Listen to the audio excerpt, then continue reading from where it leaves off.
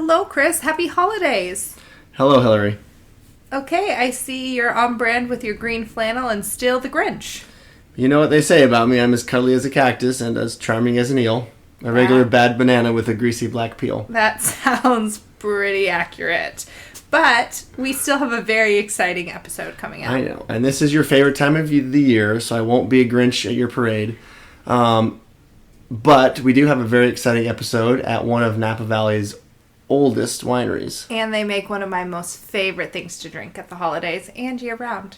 Well, stay tuned for an exciting episode. Enjoy!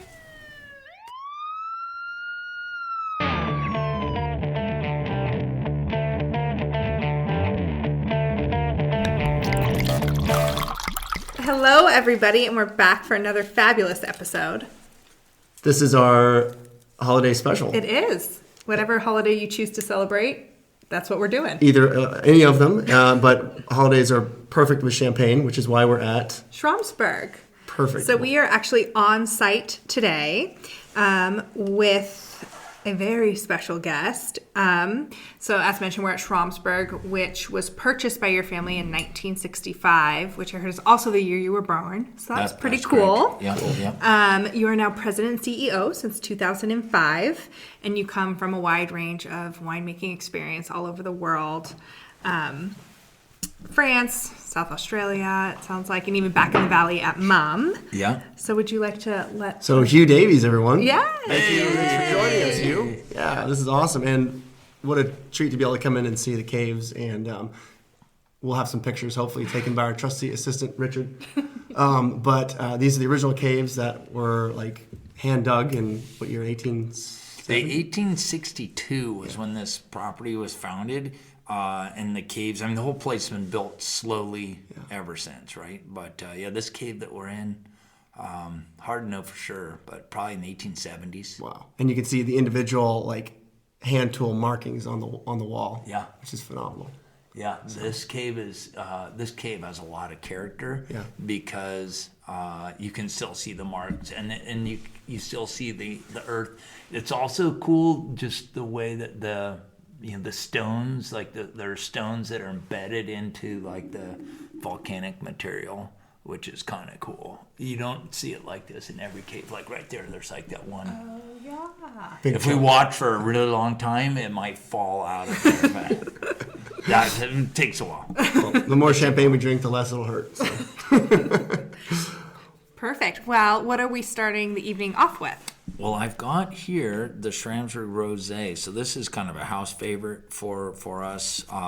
Rosé has become more popular over the course of the last, I'd say, 20 years. Mm-hmm. So this is a vintage-aged wine, 2018. And we'll just bring the cork out here. Oof. Well done. But yeah, we'll taste this guy. I'll give you guys a little sample.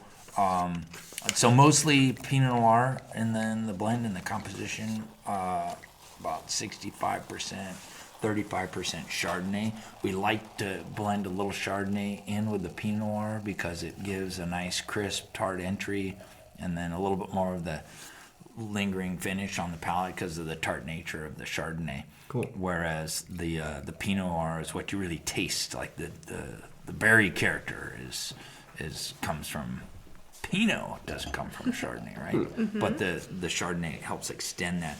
And then we barrel ferment a little bit, probably 30% of the blend is barrel fermented, and then we age it for over 2 years in contact with these down here in the caves. Yeah. Great. Well, let's start off right here. Yeah. Grab a glass of that. Cheers. Cheers. You guys. Yay. Yeah. Yeah, it's just fresh, beautiful, bright, tasty. And it's interesting. This was such a hard sell for so many years, right? People thought rosé was always sweet, and you'll still find people that are like, no, I don't like sweet. And it's not sweet. Yeah, it's a dry rosé. Dry but it took a while. Frankly, another generation. You guys are part of that generation that drinks more rosé. Yeah, we like our rosé. And you like your bubbles too, honestly. Yes. Oh, yes. The last 20 years, last 10 years, last 5 years, it's gotten a little bit better. Like there's a market, more of a market than there's ever been for sparkling wine. Yeah, well, Hillary is everything pink and everything bubbles, so this is like a dream come true. This is kind of my new, like, if I go to a wedding, I only drink bubbles all night because I find if it's good bubbles, I feel great the next day. Yeah. There you go. So, but I feel like this one specifically is kind of a Napa Valley, kind of everyone has this bottle in their home. Like you just like grab it like at dinner, grab it for an event, like your friend got engaged, you just grab it and run it. It's like always in your fridge. Emergency Schramsberg. Exactly. Ready to go. If everyone does one bottle a day, we're gonna be in pretty good shape. It's gonna be good. I'll start recommending it to patients. That's what I'm trying. I'm doing my best. I don't know. I've got to be one of the leading consumers of this product though, for sure. High in your own supply. I would say, it's at least a sip or two a day, right? Every day, for a long time. Still here. So Excellent. Well, to start us off in the police log, do you have any good ones? Sure. Chris? Let me find my. hopefully Schramsberg isn't involved. No. So we are going to be doing September 2021, and then we also have June 1996, because we recently learned that's when you returned back to the Valley to work here full time. Yeah. So. Just a couple years ago now. Yeah, 25. exactly. Well, Good times. Well, in that year, this was Wednesday, May 29th, 1986. I think this is one of my favorites so far. 8 o'clock in the morning, juvenile on Pratt Avenue reports a horse looking in her window. Officer responds, locates horse. Further down the street, the horse is detained until owner arrives. I wonder whose horse that I was. have an idea whose horse it is. Who? Sarah Bertolli. Really? They have horses at the end of Pratt. gotta They be live it. down at the end of. They Yeah. live down there. That's Yeah. true. Yeah. And you're friends with them as well. So, Yeah. Sarah's brother John was my class, and we were good buddies. But those guys have moved to Idaho. Hey, they're Yeah. not the first, Yeah. and probably not the last. There's a lot of people punching out, huh? There's a little lot bit, of people. Yeah. Now, think I'm aren't the there only some one- hoppies? Aren't there some hoppies that went to Idaho? Yeah, and I think I'm the only one that came back. Oh, you came back. So you went and you came I back. went and I came back. I there went you and then spent some time in South Carolina, and then somehow I'm back here. Oh, Richard also did, our cameraman. Oh no! tonight. Hey, Oh, friends! speaking of horses, these are they're small horses. They're very excited to be here. Hey, dogs. Hi. This is Hannah and It's Brandy and Hannah. Brandy Yep. and Hannah. Yep. Brandy is about 5 this month. Very excited. They'll settle down after a little while, Good. They are welcome They're totally the whole welcome. time. and then Hannah is about 3. cool. All right, Hill. Find us a good one. Speaking of the dogs, this was also 1996. Citizen reports having a dog follow his car on Valley View Street. Dog is a female, golden, short-haired, Labrador mix. Face is similar to the Spuds McKenzie dog. No collar. Officers report that the dog was found by local veterinarian's office earlier in the day, is not in the pen. Public Works employee contacts PD and advises that this particular dog got loose from him and he'd forgotten to contact the police department. Officer advises this may be the same dog. We Care now has the dog. Wow, detail. Very detailed. There was not a lot going. Slow news day in St. Helena. So we definitely knew what this dog looked like by the end of it. So same day dog story as the horse story. Yeah, Interesting. Yeah. These guys are busy down there. exactly. In You have a good one? Any fun ones, Hugh? So let's see. Tuesday, June 4th. Monday, June 3rd. It's probably either Monday, June 3rd or Monday, June 10th that I would have started back at the winery. Oh, cool. So let's see. Let me dig through that roster. Citizen on Sunset Drive reports losing sunglasses and glasses in town within the last 5 days. That's pretty specific. Somewhere in the last 5 days. Glasses are prescription bifocals with red frames with black dots. Let's see. Very Sunglasses are dark gray and have an unusual frame design. If found, contact the police department. Well, there you Wow, man. Lucky to live here. This sounds like 1996 crime, but it was just in September. Someone egged a house on Hudson Avenue at 8:45 in the morning. So what was St. Helena like when you came back in 1996, Hugh? Talk to us. We were around, but we were little. 1996, I think it was something along the lines of what it is today. You know, I think some parts of it have changed and some parts have stayed the same. There are still plenty of people making wine in this community. There are people that come to visit. Frankly, let's see, 96 is interesting. So that was roughly, that was 25 years ago. 31 years ago is when, or before that, is when we started making wine here, my family, and moved here. It was definitely a little quieter then, but I think St. Helena is pretty cool. It retains its historic charm. You see that when you go to places like Crane Park, but even more so like the elementary school, hanging out on Carpy Field. There was another one of these little write-ups that got my attention. Let's see if I can find that. Yeah, here you go. This is a good one.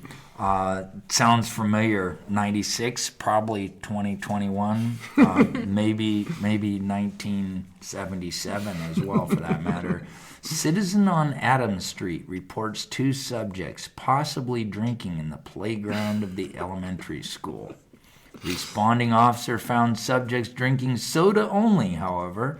Third subject is drinking beer out of a Pepsi can. Subject is not drunk, but car keys are taken for safekeeping. That's an interesting That's story. A good one. Yeah, so there you go. If you're gonna drink your I beer, like that they just let them keep drinking at the elementary school. Like that wasn't the issue. They just took the car keys. The one thing that might be different now, though, honestly, thinking of it relative to that story, are the phones. Like, everybody's got a phone. Yeah. So not only does everyone have a phone, then on the phone is a camera and a video recorder. So I have this idea. It seems like kids are almost better behaved now than they used to be, and I wonder if it's because of that. You can't get away with anything. You Someone can't will catch it. absolutely. Yeah. If you were just blind drunk and misbehaving, the odds of that being captured on a video camera Very high. and pretty high. So you might think twice, just for that's a that. good point. Well, and like the Ring doorbells, this one, several reports of juveniles with water balloons and shaving cream. Responding officer patrol speaking with several juveniles, in quotes, "I don't know, not me, it's someone else." So they could get away with it. Perfect. Well, so you grew up here. You're Yes, sir. From age, I mean, I you was were born here. So I was born Yeah, here. born My parents moved here a few months before I was born. Bought the property, right? And started then your I own. was born down at the Kaiser Hospital in Vallejo, which my brothers and friends always gave me grief about, because I could have been born somewhere cool, like at the sand. Yeah. But yeah, down in Vallejo. But yeah, it's been here. It's the other thing we're talking about, things that are still there. Little League and carping. Yeah. So that keeps me going back to those ball fields in town. So when you were a kid, went to school here at St. Helena, and I went to school through St. Helena through 8th grade. Then I went away to high school. I went to the East Coast for college. I actually went to a place called Bowdoin College in Brunswick, Maine. Cool. And then I did a little stint in D.C. and then a couple years in San Francisco. And then I started thinking seriously about getting back into. So what were you doing before getting back into? I worked for a congressman. Really? I did an internship with a congressman. Yeah, and then I worked for a land trust. So in San Francisco, land trusts convey lands into protective ownership. So we were doing projects with government agencies, basically lobbying the government to spend more money to buy,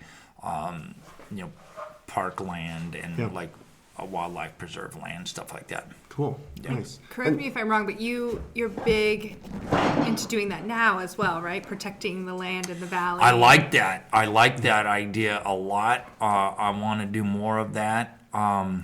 It's we have a property here. We have a winery, have a business, and so you're trying to think about all those things. We have a foundation, the Jack Davies Ag Land Preservation Fund, and with that we do some promotion of like the ag zoning that we have, and we're working on multiple fronts. We also provide scholarships to kids getting into agriculture to try to make that go for a long time. You know, we need the next generation to jump into this industry, and you know, we've got good ideas. The other thing that is tough is housing. Everybody needs housing, right? We need more workforce housing, but to the extent that we go in that direction, we want to make sure that we have we're protecting the ag land at the same time. So we don't want to put all the housing on the ag land. So trying to encourage the cities to grow up as opposed to sprawl out. Because your folks were pretty involved in the ag preserve originally when it came. They around, were, right? yeah, in the 60s. 68 was when the agricultural preserve, so the zoning that protects all the land on the valley floor in agriculture was established. And it's somewhat controversial way back when, and they were new to the area.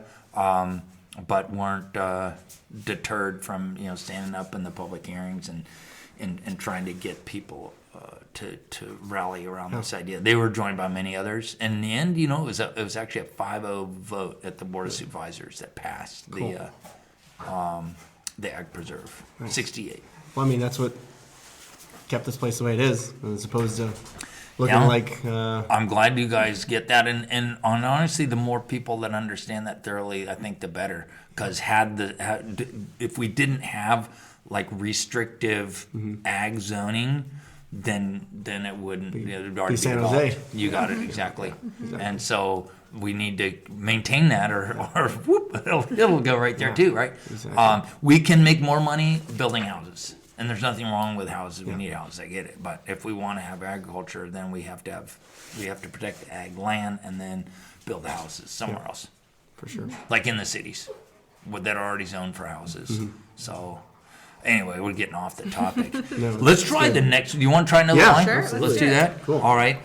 So we'll try the next one. The next one will be. We have two here that. There are three that we do that are kind of the special select best efforts. The 2012 vintage here, J. Schram. This one is our best Chardonnay Brut, or Blanc de Blanc style, right? We make more of the Blanc de Blanc, and then we also do. But before we do that Blanc de Blanc, we make the special J. Schram.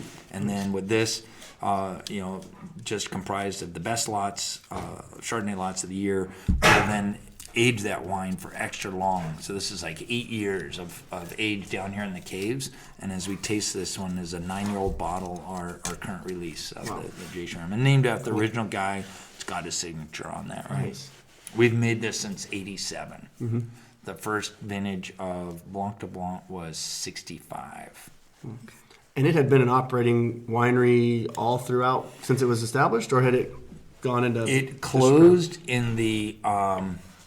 with Prohibition, so and even before Prohibition, as we understand that history, a younger Schram, so Jacob Schram died in 1905, and his wife had predeceased him. The son was Herman, and at some point sold this place in 1913, and then Prohibition came in and started. I think officially was 1920, but. The writing was on the wall before that. Like the whole wine industry started to suck, and somewhere in the teens. And there was the World War I. Yeah, I think things were pretty tough. And then this winery, like many others, remained closed for decades. And so this winery was revived commercially in 1965. At which point, so your folks did it. Yeah, there are only 20 wineries in Napa, if you can believe it, in 1965. There are said to be 300 in 1900. Yeah. Before Prohibition. And then they wouldn't be huge wineries, but small wineries, and bonded wineries, where people could legally produce alcoholic beverages. And you were the first bubbles to come back, yeah. So then, back. and then 65, no one was doing Chardonnay and Pinot Noir for sparkling, and frankly, hardly anybody was doing Chardonnay and Pinot Noir for still wine. It's crazy. Wow. The data suggests. So here we're looking at Chardonnay, 200 acres of Chardonnay in California. In 200 acres, that's it, in 1965. Today, well more than 100,000. Wow. That much, yeah. And 100,000 is like 2.5 times the size of Napa. Yeah. In terms of our wine grade, all planted Chardonnay. Wow. So there's a lot of Chardonnay. But so to make sparkling wine from Chardonnay in 65 was kind of weird. Yeah. But they did it in Champagne, right? They were doing it in Champagne, so why not try it here in California? Yeah, so go ahead and try this guy here. And this was bonded winery number 2, right? In theory, Smells crude. yeah, I think our bond. I don't know what our bond number is, but in theory, this was the second bonded one. winery in Napa. Yep. Cool. Going back to 1862, which was in the middle of the Civil War. Wow. It would be interesting to look at the St. Helena police log from 1862. This is delicious. Wow, that smells great. Yeah, so you've got some richness and depth and complexity. This one is a little more expensive too. Wow. But it's 9 years old. That is awesome. Is there barrel ferment in that too? So a little bit of barrel fermented wine, about the same amount. And so when we say barrel fermented, you know, the grapes here, you know, would have been picked in the fall of 2012. We would have put some of the juice in the barrel straight out of the gate and left it in the barrel for about 6 months. And so about 30% of the blend, which we crafted then and put together in, say, March of 2013, about 30% of that wine was fermented in barrel and hung out in barrels for about 6 months. And then 70% was fermented in temperature-controlled tanks. So the tanks give you more the crisp entry and the long finish and kind of the linear frame, and the barrels kind of give richness and depth of flavor. A little bit. We use neutral oak. So it's not like brand new French oak, just used barrels. Beautiful. And so then you definitely get that brioche and the brulee and some of those interesting, kind of caramelized tones. That a lot of that just comes from age, right? So it's 9 and 8 years in contact with the yeast, and so the yeast imparts some of that interesting flavor and nuance too. That's beautiful. And is that disgorged after 8 years, or is it disgorged prior to that? About 8 years. 8 years. So it's, at about 8 years. So this would have been disgorged. So this particular bottled in April of 2013, and honestly, it was probably disgorged in about April of 2021.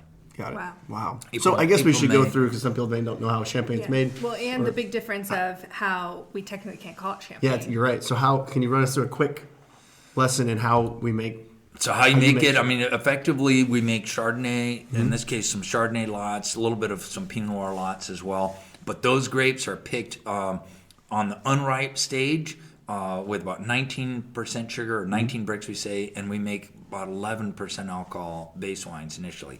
So pretty lean, tart base wines, no skin contact. So we have these white wines, either made from the red grape Pinot Noir or the white grape Chardonnay, and then we blend them together in the spring, and then we'll bottle the blend with a little bit of sugar added. And so you add about 2.5% sugar. And then the morning of bottling, we've grown up a little bit of yeast on the side, and then we'll add the yeast to the tank the morning of bottling. And then now we've got to bottle it because it'll start to ferment in the tank. So we will bottle that tank within a few hours after adding the yeast. And then we trot the bottles into these caves. Store the bottles in the caves within a month. Frankly, within a couple of days, the bottle fermentation starts, and then within a month it's done. And the alcohol now moves up to about 12%, but all the carbon dioxide gas, the bubbles inside the bottle, are created during that fermentation. And then you just leave the bottles in contact with the yeast in the stack. You can see these stacks here. And then at the end of that aging process, in the case of this wine, 8 years later, we take them out of the stack, put them into the riddling racks, slowly turn them to get the yeast down in the neck. Then we can freeze the neck, pop the cap. So by freezing the neck, we form an ice plug containing the sediment. Then you pop the cap. They all have bottle caps at this stage, and out comes the yeast in this plug of ice, and then you need to finish it with a liqueur. It's like a little bit of sugar and wine, special wine, and then cork goes in, wire, and you're done. We usually wait another 6 months or so after the disgorging and the dosing before we start to sell the bottles. So a little bit more labor and care required. That's a whole second. You can't even explain it in 60 seconds. But it's a cool process. The folks in Champagne, in that area of France, east of Paris, they started working on this all those years ago. In the Penedès region of Spain, they do bottle fermented sparkling cava, and they use some different varietals there that we don't really use so much.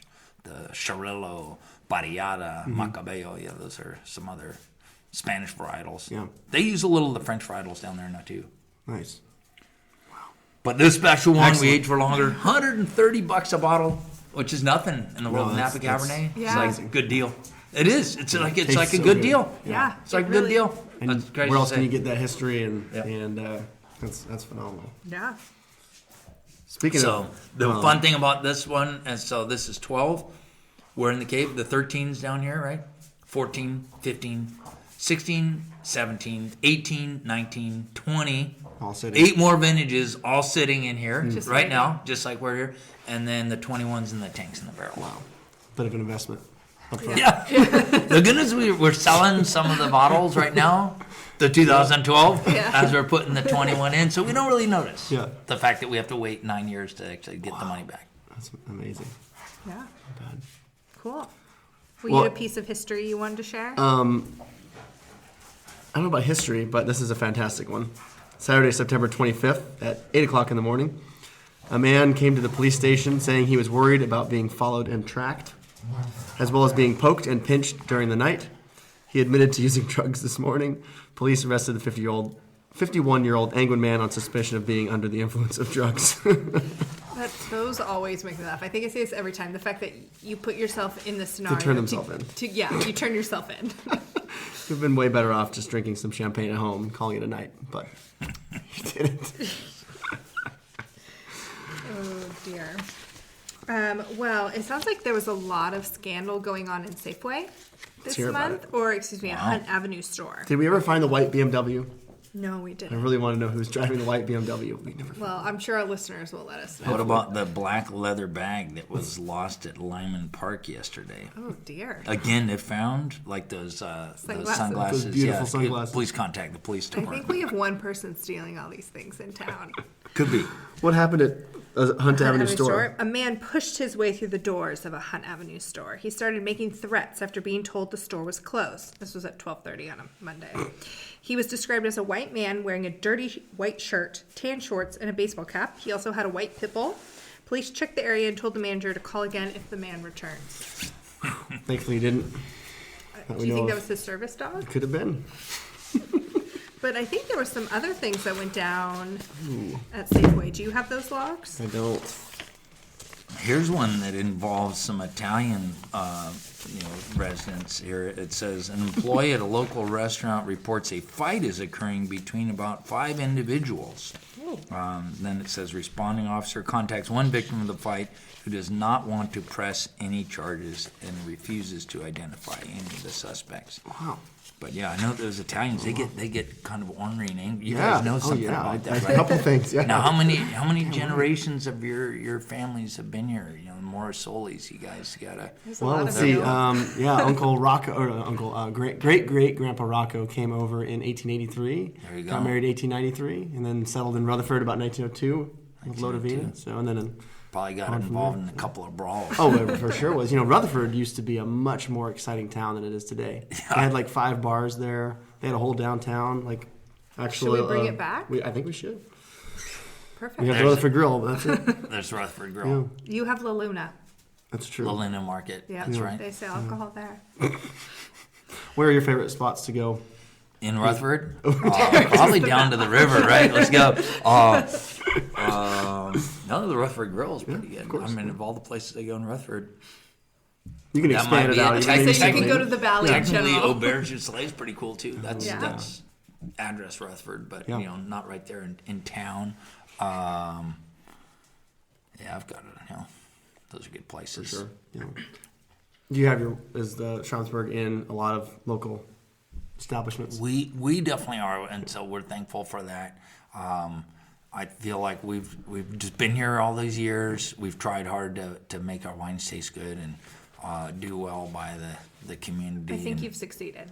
Yeah. and so we've got kind of an unfair amount of business probably in the local restaurants, but maybe the people going to those restaurants just want it. So hey, we just got to keep it going. Yeah. We got to keep it going. That's And good. so tell me about the still wine you guys have been doing as well. Yeah, That's kind so- of new compared to Schramsberg. But, Yeah, as we've evolved, we started to do still wines going back to, we'll try the Cabernet. Maybe before we'll do that, we'll do the Pinot Noir. But just to the reference of making still wine, as we got better and better with our sparkling wines, it was initially working with vineyards a little further south. And as you guys probably know, as we get closer down to the bay, particularly in that Carneros district, it takes a little longer to get the fruit to ripen in that slightly cooler area.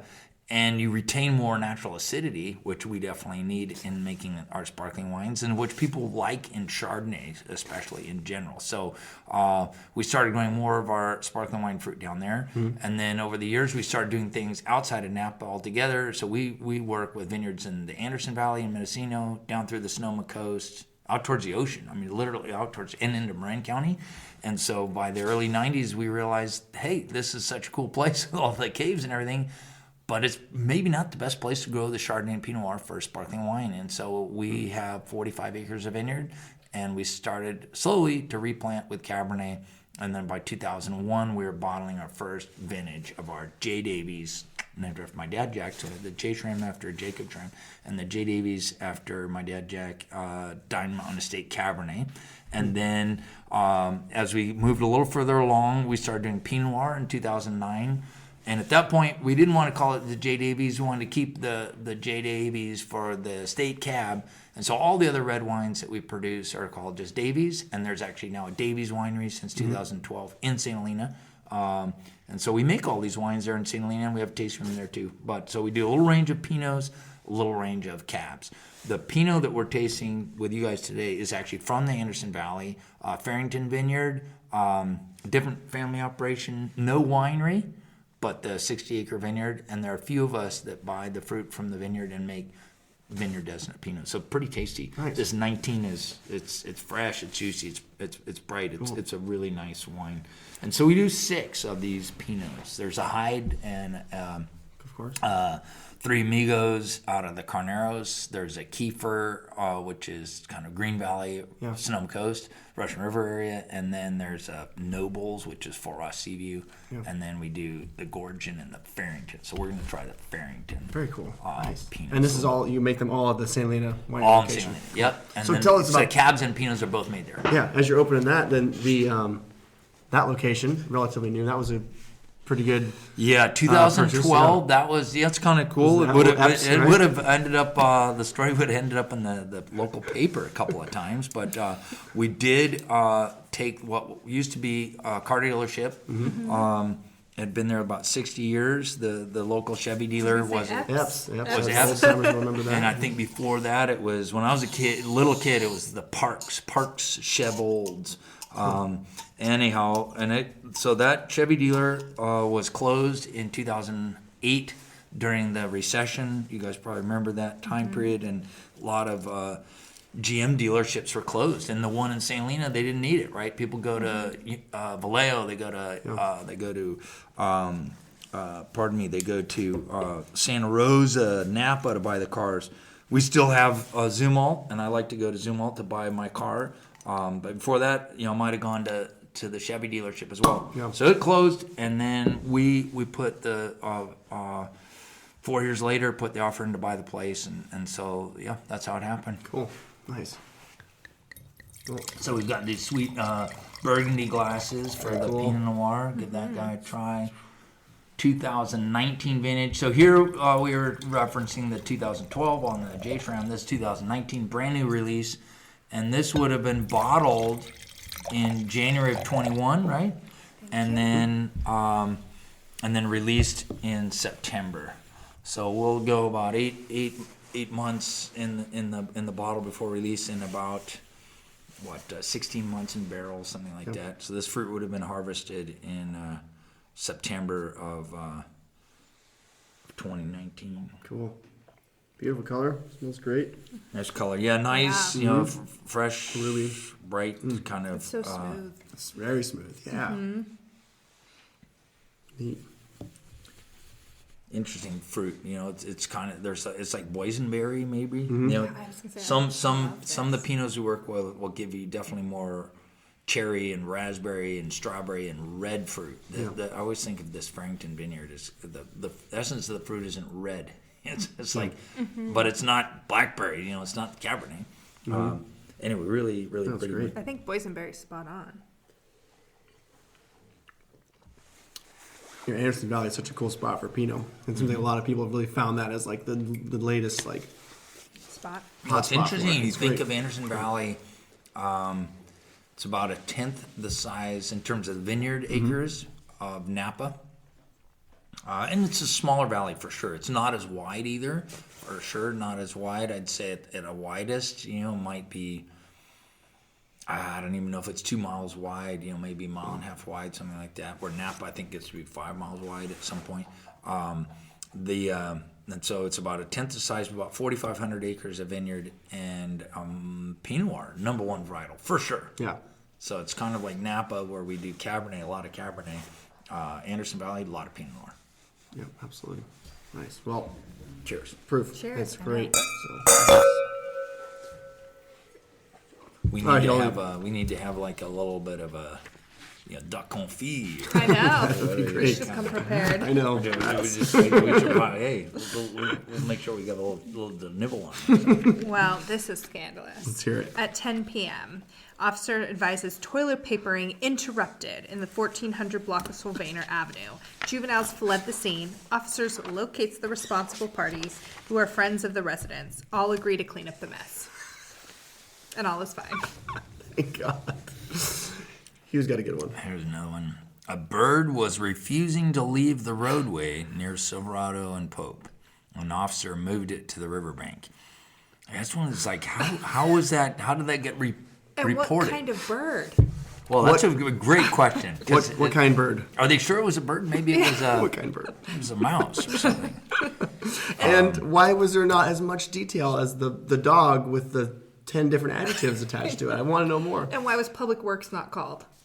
Who do you call? We've been through this. Wow. Here's on this page. There's at 1842. There was a report of a drunk driver. At let's see, at 2013, there was another report of the drunk driver. I wonder if it was the He's same just going in drunk circles. driver. They just keep giving him a warning. Now this guy was a 61-year-old Westlake Village man, so that's down in L.A., right? Uh-oh. And the first one was a 31-year-old Napa woman.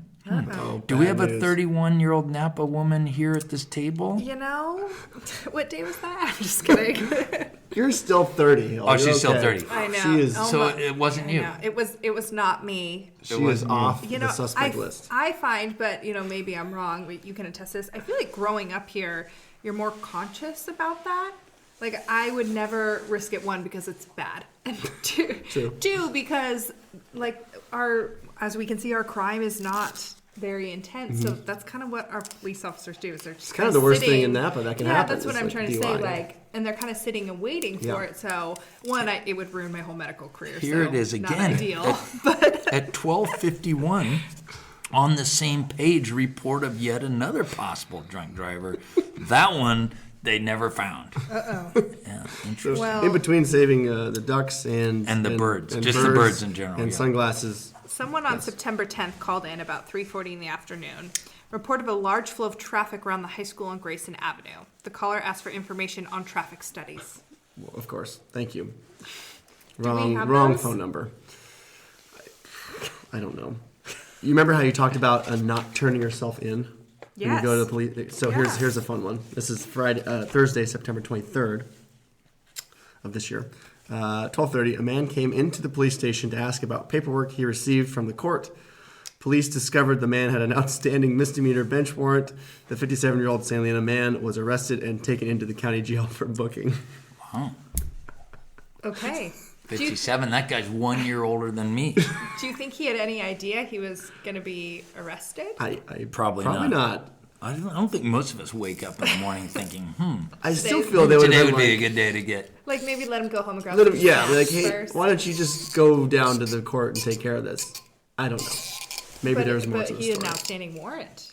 Yeah, So then he's going to have another warrant. I guess the misdemeanor bench warrant. Anyway, be careful. I do have a question back to the bubbles. Mm-hmm. I feel you have a good fun fact about the White House and Schramsberg. Is that true? It is true that our wines have been served by different presidents, or that it was arranged that they would be. And it is a pretty cool part of our story that people remember. So it goes back, the first time goes back to 1972. So then President Nixon from California. So that undoubtedly helped. There was a president from California. It'd be nice maybe if we had another president one day from California. It's been a little while. But we had two. We had Nixon and Reagan. Yeah. So Nixon was from California. And so the big thing there was Nixon went to China. And he was the first sitting president to ever go to China. It was a good thing he did because the Vietnamese War was going on and we were on one side and the Chinese were on the other. And so they had a week-long series of meetings to try to broker a peace agreement, which in theory happened. And they toasted with the Schramsberg blank to blank, as Barbara Walters would explain on the Today Show the next day. It's good though, right? And she showed a bottle like from Tiananmen Square, and yeah, it was really good. And so that was huge. That helped give some fame to the brand. But again, it was at a time when people really didn't drink much sparkling wine, so it helps only so much. But it did help, and gave us a little cred for sure in faraway places like New York and Washington D.C. or where we could start to sell our wine. But since then, the wines have been served probably 100 times, crazy, by different presidents. Wow. The most recent was pre-COVID, go figure. But Donald Trump was president, and when the French president Macron visited the White House, they toasted with Schramsberg. Wow. Yeah, very cool. And we think that was the only time that the toast was for the French guy. Yeah. Yes. I feel like that makes it extra special. That was extra special. It's like for sure. The we Paris thought tasting. that was like, there we go, let's go. There was a picture of they're like, We do a blind tasting with him with French and American wines, right? I feel like they've done that before, and I think it worked in our favor. It was, yeah. That's what I was gonna say. In '72, that was about the right. For sure, it time, worked again. For sure, it worked again. Yeah. For sure, we would win. We think we would win. We think we would. We think we already did win. Hey, you know what? We're winners. Doesn't mean they're no losers, such thing as bad but we're publicity. winners. Yeah. That's what I tell myself every morning when I get up. Get up in the morning. You're a winner. You are, Hill. You're a winner. Just kidding. No. Winner better than whiner, for sure. Well, maybe there's another interesting report. Here's one. It says, let's see. Oh no, I lost the one I wanted to read. While you find that one, I've got a good one. Yeah, I found it again. Go ahead. Okay. Yep. Citizen reports seeing a suspicious person in her home. Reporting person advises that her daughter saw a man standing in her hallway. Reporting person asks what the suspect wants, and he advises that he's looking for a barbecue. Subject leaves house and is contacted by a responding officer who reports that the subject appears to have made a genuine mistake in addresses.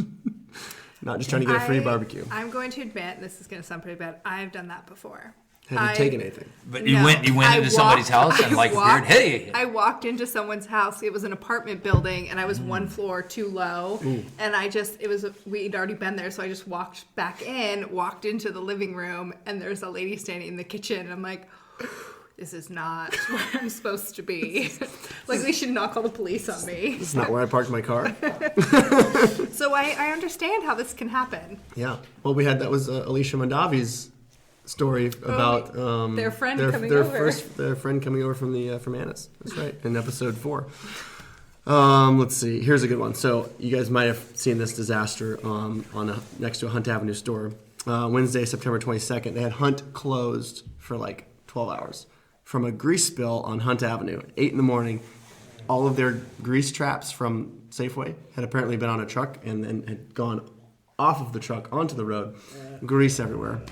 It was a big hazmat, and they had that thing closed for like 12 hours. They cleaned it. How did they clean that up? You know what they could have used? Mr. Clean? I don't know. Officers respond along with the fire department to a local restaurant that is filled with smoke. Officer advises that it was an employee area.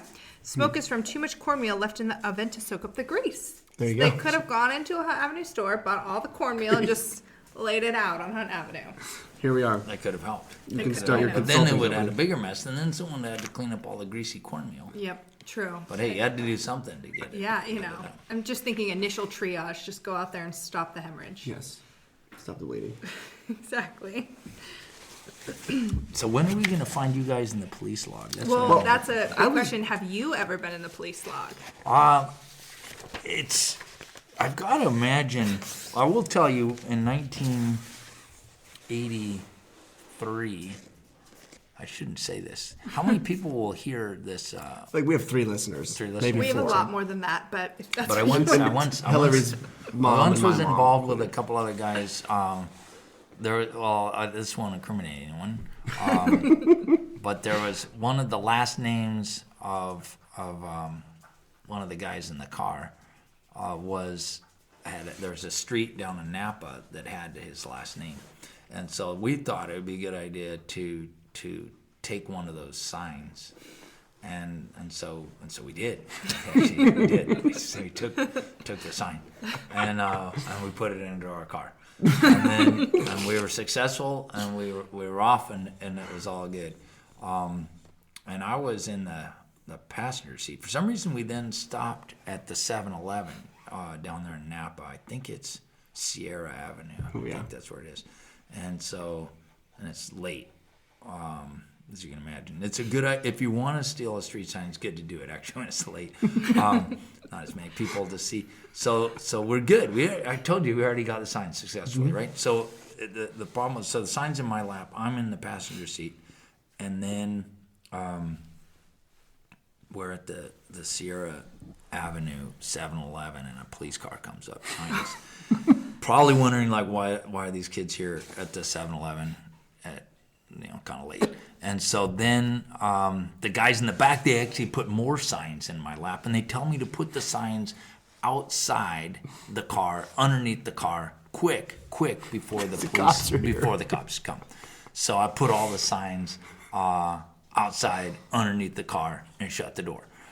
Then the cop comes up, and he talks to the driver, and what are you guys doing? Yeah, we're going home. Why are you here? Yeah, we saw the movie. It should have gotten out a long time ago. Yeah. Okay. Why don't you guys go home? Sure, no problem. So then the guys, our guys, they're like, you got to put the signs back in the car. But the cops are still here. They're still here. Yeah. Just kind of quietly.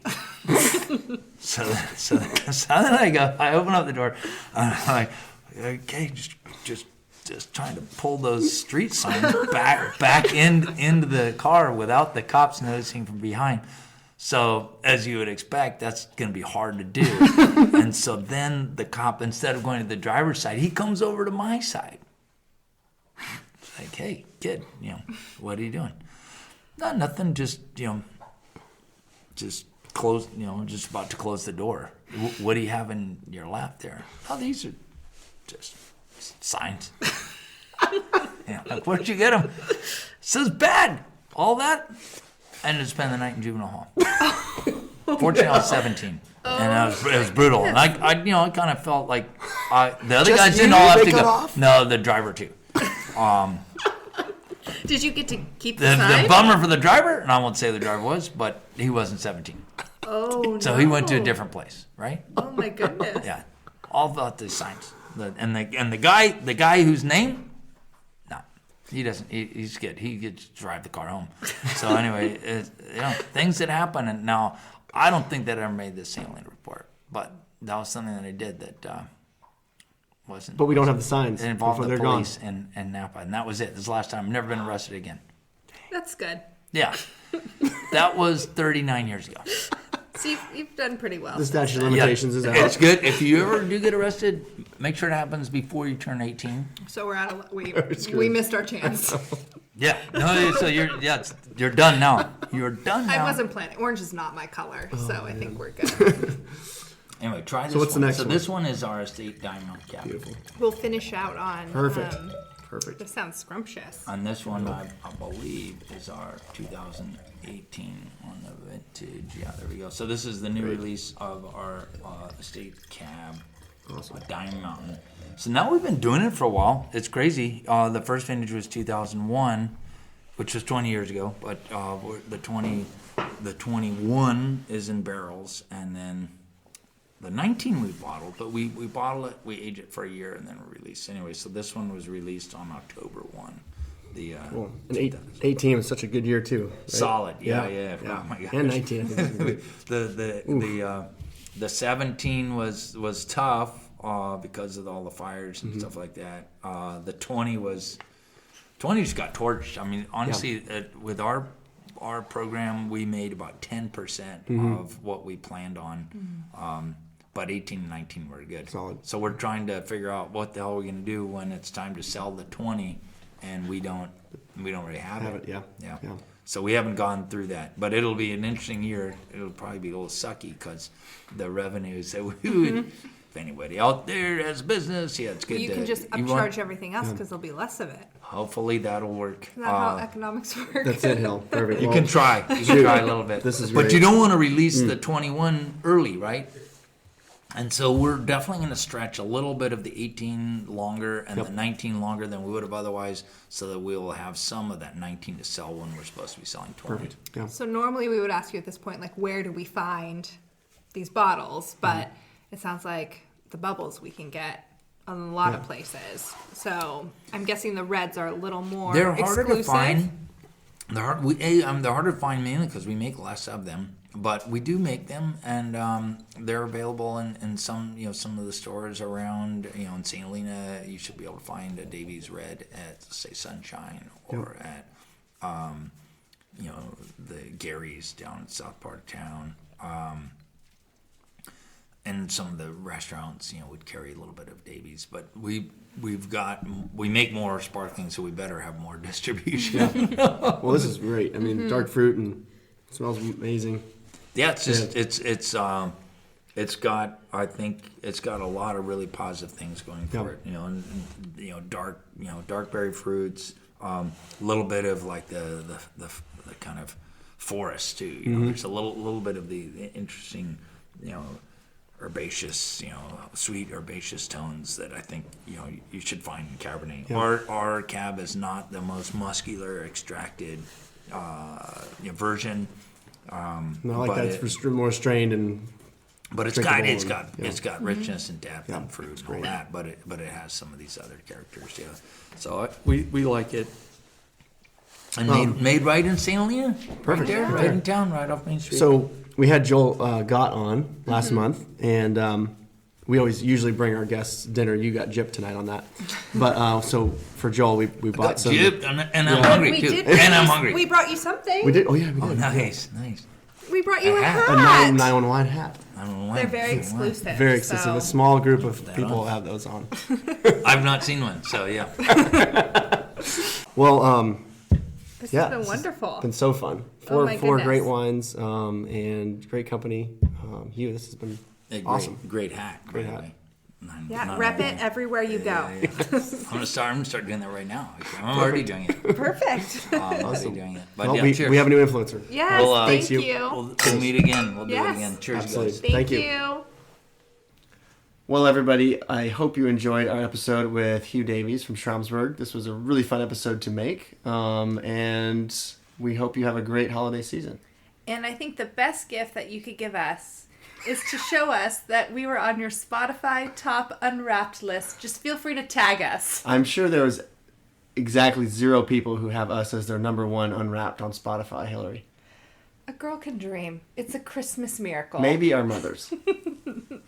Well, and also we still have hats available. If anyone needs that last minute stocking stuffer, definitely send us a DM on Instagram. All right, everyone have a great holiday season. Bye.